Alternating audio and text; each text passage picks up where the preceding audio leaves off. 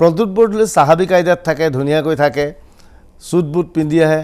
অৰ্থাৎ প্ৰদ্যুৎ বৰদলৈকে লিপষ্টিক লগোৱা কংগ্ৰেছ নেতা বুলি ৰকিবুল হুছেইনে উল্লেখ কৰিছে নেকি আমি নাজানো, কিন্তু ইংগিত তেওঁ তেনেকৈ দিছে নেকি? নিৰ্বাচনলৈ বেছি দিন নাই, এটা বছৰ নাই, নিৰ্বাচন আহি আছে। অসম বিধানসভাৰ নিৰ্বাচন অনুষ্ঠিত হ'ব। এইবাৰ আমি সকলোৱে জানো কংগ্ৰেছ আৰু AIDFৰ মাজত মিত্ৰতা হোৱাটো এক প্ৰকাৰ নিশ্চিত হৈছে।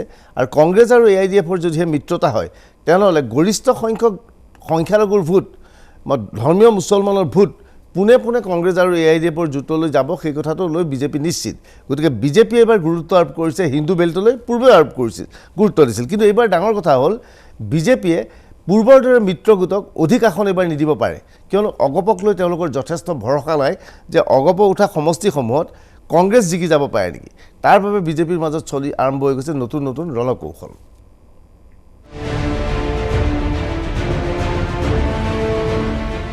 কৰোনা ভাইৰাছৰ সৈতে যুঁজ অব্যাহত আছে, কিন্তু এই যুঁজ চলি থকাৰ মাজতেই বিজেপিৰ ফালৰ পৰা প্ৰস্তুতি চলোৱা হৈছে আগন্তুক বিধানসভা নিৰ্বাচনলৈ। অহা বছৰ প্ৰথম ভাগতে অনুষ্ঠিত হ'ব অসম বিধানসভাৰ নিৰ্বাচন। এই নিৰ্বাচনক যথেষ্ট গুৰুত্ব সহকাৰে লৈছে বিজেপিয়ে। নিৰ্বাচনৰ প্ৰাক মুহূৰ্তত বহুকেইটা প্ৰশ্ন সন্মুখলৈ আহিছে। 2021 অসম বিধানসভাৰ নিৰ্বাচনত অগপ বিজেপিৰ মিত্ৰতা থাকিবনে?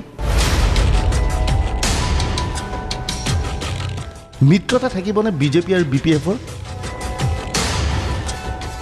শেহতীয়াভাৱে মিত্ৰ দলক লৈ বিজেপিৰ নেতৃত্ব কিছু অসন্তুষ্ট নেকি? ইয়াৰ পূৰ্বে দেখা গৈছিল BTAD নিৰ্বাচনত BPFৰ বিৰুদ্ধে থিয় দিব ওলাইছে বিজেপি। অৱশ্যে BTAD নিৰ্বাচন এতিয়াও অনুষ্ঠিত হোৱা নাই। প্ৰশ্ন হৈছে বিধানসভা নিৰ্বাচনতো BPFে পৃথকভাৱে নিৰ্বাচনত প্ৰতিদ্বন্দ্বিতা কৰিব নেকি? এই সমগ্ৰ বিষয়টোক লৈ আলোচনা কৰি থকাৰ অৱস্থাতেই বিজেপিয়ে বিৰোধীৰ ৰণকৌশলৰ ওপৰতো বিতংভাৱে আলোচনা কৰিছে। ইতিমধ্যে কংগ্ৰেছৰ ফালৰ পৰা স্পষ্টভাৱে কোৱা হৈছে কংগ্ৰেছে AIDFৰ সৈতে মিত্ৰতা কৰিব। মূলতঃ কংগ্ৰেছে AIDFৰ লগত মিত্ৰতা কৰিলে বিজেপিৰ ভাৱে ই এক ইছ্যু হৈ পৰিব। সংখ্যালঘু ভোটৰ স্বাৰ্থত আজমলৰ সৈতে কংগ্ৰেছে হাত মিলা বিষয়টোক লৈ ইছ্যু কৰিব বিজেপিয়ে। সেই কথা কংগ্ৰেছেও জানে। সেয়েহে কেৱল AIDFৰ পৰিৱৰ্তে আন দলৰ সৈতেও মিত্ৰতা কৰিব বিচাৰিছে কংগ্ৰেছে। আনকি প্ৰাক্তন মুখ্যমন্ত্ৰী তৰুণ গগৈয়ে ইতিমধ্যে ঘোষণা কৰিছে প্ৰফুল্ল মহন্তৰ নেতৃত্বত অসম গণ পৰিষদৰ বিসম্বাদী গোটটোৰ সৈতেও মিত্ৰতা কৰিবলৈ সাজু আছে কংগ্ৰেছ। কিন্তু অসম গণ পৰিষদৰ বিসম্বাদী গোটটোৱে এইবাৰ নিৰ্বাচনত টিকট নাপাব নেকি? ইয়াক লৈ চলিছে জল্পনা কল্পনা। কংগ্ৰেছ AIDFৰ মিত্ৰতাক লৈ বিজেপিৰ ভিতৰত আলোচনা। এই মিত্ৰতাৰ ফলত দুয়োটা দলে কমেও 40খন আসন লাভ কৰাটো নিশ্চিত। সংখ্যালঘু অধ্যুষিত অঞ্চলত এই মিত্ৰতাই সাংঘাতিক প্ৰভাৱ পেলাব।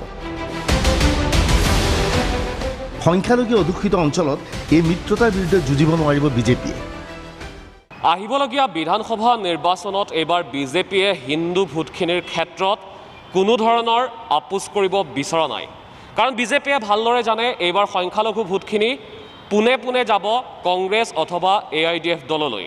সেয়েহে বিজেপিয়ে কোনো ধৰণৰ আপোচ কৰিব বিচৰা নাই। বিজেপিয়ে বিচৰা নাই হিন্দু ভোটখিনি, হিন্দু বেল্টৰ ভোটখিনি বিভাজন হওক। আনহাতে আৰু এটা চিন্তা হৈছে বিজেপিৰ অসম গণ পৰিষদৰ দখলত থকা সমষ্টিকেইটাক লৈ।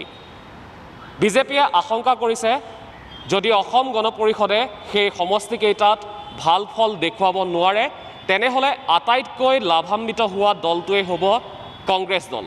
সেয়েহে পূৰ্বৰ তুলনাত এইবাৰ বিজেপিয়ে অসম গণ পৰিষদক কম আসন দিয়াৰ সম্ভাৱনাই আছে। হয়, বিজেপিয়ে মূলতঃ এইবাৰ হিন্দু ভোটক গুৰুত্ব আৰোপ কৰিব। পূৰ্বৰ নিৰ্বাচনৰ সময়তো হিন্দু মুছলমানৰ ভোট বিভাজনৰ জৰিয়তে সঘনে বিজেপি লাভান্বিত হৈ আহিছে। কিন্তু এইবাৰ বিজেপিয়ে ভালকৈ জানে কংগ্ৰেছ আৰু AIDF একলগ হৈ যোৱাৰ লগে লগে প্ৰতিটো সমষ্টিৰ সংখ্যালঘু ভোট মূলতঃ বিৰোধী শিবিৰলৈ যাব। এনে অৱস্থাত সংখ্যাগুৰু ভোটৰ কোনো ক্ষেত্ৰতে বিভাজন ঘটাটো বিচৰা নাই বিজেপিয়ে। বিজেপিয়ে ভালকৈ জানে নিৰ্বাচনৰ সময়ত পুনৰ নাগৰিকত্ব সংশোধনী আইনৰ বিষয়টো তথা বিজেপি চৰকাৰৰ বিভিন্ন ইছ্যু বিৰোধীয়ে সন্মুখলৈ আনিব। গতিকে ই যাতে বিজেপিক ক্ষতি নকৰে তাৰ বাবেও পূৰ্ণ প্ৰস্তুতি চলাইছে বিজেপিয়ে। সংখ্যাগুৰু অঞ্চলৰ এখনো আসন হেৰুৱাব নিবিচাৰে বিজেপিয়ে। মিত্ৰ দলক দিবলগীয়া আসন হেৰুৱালে বিপদত পৰিব বিজেপি। সেয়েহে মিত্ৰ দলক টিকট দিয়াৰ ক্ষেত্ৰত যথেষ্ট সাৱধানতা অৱলম্বন কৰিব বিচাৰিছে বিজেপিয়ে। বিজেপিৰ ভিতৰুৱা সূত্ৰৰ মতে অসম গণ পৰিষদৰ বৰ্তমানৰ আটাইকেইজন বিধায়ক পুনৰ জিকি অহাৰ সম্ভাৱনা খুবেই ক্ষীণ। এই ক্ষেত্ৰত বিজেপি নেতৃত্ব নিশ্চিত আজিৰ তাৰিখত 3খন আসনৰ বাহিৰে অসম গণ পৰিষদ আন এখন আসনতো নিৰাপদ নহয়। সেই 3খন আসন হ'ল কলিয়াবৰ, বোকাঘাট আৰু বঙাইগাঁও। বাকী আসনকেইখনক লৈ চিন্তাত পৰিছে বিজেপি। উদাহৰণস্বৰূপে আমগুৰি, টিয়ক, কমলপুৰ, তেজপুৰ, লখিমপুৰ, পাটাচাৰকুছি ইত্যাদি। এনে অৱস্থাত সেই আসনকেইখন অসম গণ পৰিষদক এৰি দিলে সেইকেইটা সমষ্টিত কংগ্ৰেছ লাভান্বিত হ'ব বুলি ধাৰণা কৰে বিজেপিয়ে। সেয়েহে বিজেপিয়ে বিচাৰিছে অনাগত সময়ছোৱাত অসম গণ পৰিষদে নিজ নিজ সমষ্টিত তেওঁলোকৰ স্থিতি মজবুত কৰাটো। অগপৰ বহু বিধায়কৰ বিৰুদ্ধে বিজেপি কৰ্মীৰ অভিযোগ। অগপৰ দখলত থকা সমষ্টিত বিজেপি কৰ্মীক গুৰুত্ব নিদিয়াৰ অভিযোগ। একেদৰে বিজেপিৰ দখলত থকা সমষ্টিত অগপ কৰ্মীক গুৰুত্ব নিদিয়াৰ অভিযোগ। বিজেপিৰ উচ্চস্তৰীয় সূত্ৰ এটাই জানিবলৈ দিয়া মতে বিগত নিৰ্বাচনত বিজেপি আৰু অগপৰ ফলাফল এইবাবেই ভাল হৈছিল যে বিজেপিৰ সপক্ষে বঁটা বৈছিল। সেই বঁটা অগপৰ সপক্ষে পোৱা নাছিল। কিন্তু অগপই বিজেপিৰ সৈতে মিত্ৰতা কৰাৰ পৰিপ্ৰেক্ষিতত কংগ্ৰেছৰ পৰিৱৰ্তে জনতাই অগপৰ সপক্ষে ভোটদান কৰিছিল। কিন্তু অগপৰ দখলত থকা বহুকেইটা সমষ্টিত বিধায়ককেইজনে বিজেপিক মুঠেই গুৰুত্ব দিয়া নাই। এনে অৱস্থাত বিজেপিৰ ফালৰ পৰা অসম গণ পৰিষদক অনুৰোধ জনোৱা হৈছে যে অগপৰ দখলত থকা সমষ্টিকেইটাত স্থানীয় বিজেপি কৰ্মীক যাতে গুৰুত্ব দিয়া হয়। যদিহে পৰৱৰ্তী নিৰ্বাচনত বিজেপি কৰ্মীয়ে অসন্তুষ্টি প্ৰকাশ কৰে তেনেহ'লে সেই সমষ্টিকেইটাৰ পৰা অগপ জিকাটো অসম্ভৱ। আৰু অগপ হাৰিলে সেই সমষ্টিকেইটা লাভ কৰিব কংগ্ৰেছে। আৰু তেনে অৱস্থাত সংখ্যালঘুৰ পৰা 40খন আসন পোৱাৰ লগতে মূলসুঁতিৰ অসমীয়াৰ ভোট যদিহে কংগ্ৰেছৰ সপক্ষে গৈ অতিৰিক্তভাৱে আৰু 10খন আসন লাভ কৰে তেনেহ'লে বিজেপি ক্ষতিগ্ৰস্ত হ'ব।